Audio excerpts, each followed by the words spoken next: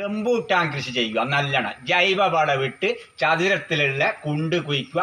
ജൈവവളവും ഇട്ട് നല്ല ഇനം ഫസ്റ്റ് ക്വാളിറ്റിയുള്ള റംബൂട്ടാനും അതുപോലെ തന്നെ ഫ്രൂട്ട്സ് സാധനങ്ങളെല്ലാം നിങ്ങൾ കൃഷി ചെയ്യുക.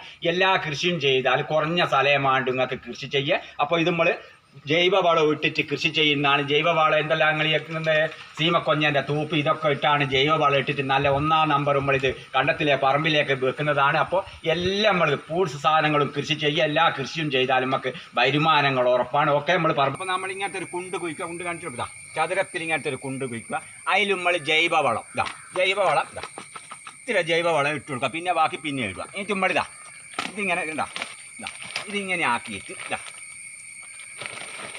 ഇതിങ്ങനെ തന്നെ എടുത്ത് ഇങ്ങനെ അങ്ങ് വെച്ച് കൊടുക്കുക. ഉണ്ടോ?